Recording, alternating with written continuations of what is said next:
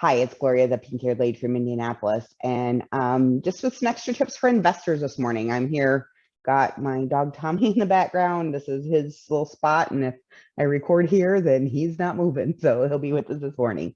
So for this morning, I was just thinking just some general rule of thumbs when you're running numbers. So I will admit to you, I am not a numbers person. I can organize things, I can talk all day long, but I'm not a big, huge detailed person. I'll just admit that to you. I have a husband that's an engineer. I have an assistant, Caitlin, that does phenomenal with all of my number stuff and financials. So I'm not a huge numbers person. So when I'm figuring how to do real estate investing, especially with a lot of you investors that call in that are high detailed person, and you have your spreadsheets all apart, I do rough numbers. That's just how I do it. But yes, we can put our spreadsheets in. Yes, we need to figure out, what's your CapEx and what's your maintenance and what's, all of this and figure out all the details. But this morning, I just have some like nice rules of thumb of how you can evaluate a deal quickly to see if it's going to work. And then later on, if you want to do the extra details, you can do that. So one of the ways of evaluating, especially a rental property, so we're going to talk about a buy and hold here, is just to do the 1% rule. So basically, if you have a $100,000 house, rough numbers, you want to make sure that you're going to get a rent for about $1,000. Is that possible in this market? Yes, it still is. Yes, it's harder. And I know in a lot of different markets across the United States, it's getting a little more difficult, but it is still possible. So if you just start with those rough numbers of, I am purchasing this house for $100,000, I want to get $1,000 out of it. I'm purchasing this house for $60,000. I need to at least get $600 a month in rent. And, also you're going to have to figure your upfront costs. So like, for instance, if it's a distressed house, you want to get it for $70,000, you're putting $10,000 in construction cost into it. You really want to be right around that $800 mark for rent. So number one is the 1% rule. So number two is the 50% rule. So basically you want your mortgage to be 50% of what your rental is. So for instance, if your property is renting for $1,000 and your mortgage is $500, you're going to be cash flowing $500. So basically you have that $500 to pay your property manager and your maintenance and all of the different things that you have to do on your house. And then once you figure that out, then you see what your cash flow is for the month. So number two is the 50% rule.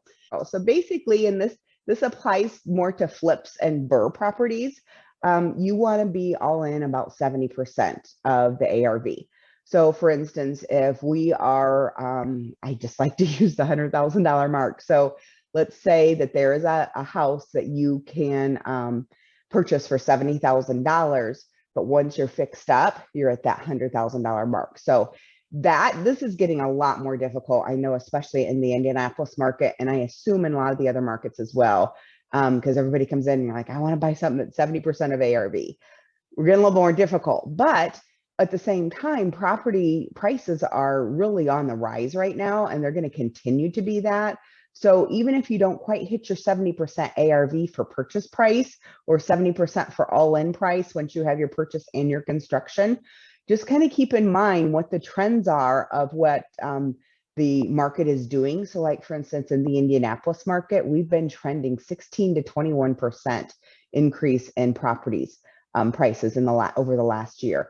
That is huge. So typically over the last several years, it's been 5 to 7% in most of the areas of Indianapolis. So look at that neighborhood. See if you can find a realtor, my team. We will help you analyze these properties and see what the trends are for that neighborhood. So even though you might not be hitting that 70% ARV now, you could be close in the future. So again, there's no wrong way to do your numbers. This is just a few tips to just kind of give you some rough ideas of, we just have to analyze this property fast. Let's just do some quick rough math to see if this works. Ultimately, in the end, this is kind of a little bonus material. You just have to figure out what you want to make. I was sitting and having coffee with a friend the other day, and she is buying rental properties for retirement. So she has figured out that to replace her income and her husband's income, she wants to make $25,000 a month. So she's figured out how many properties she has to have, what all those rents are minus all the mortgages, and then she just takes a third, just real rough, easy, not figuring percentages, blah, blah, blah. She just takes a third for property manager, maintenance, and all of that. So all of her houses all together, she takes all of her rents minus all of her mortgages, takes off another third of expenses, and that final number is the number that she wants to make per month.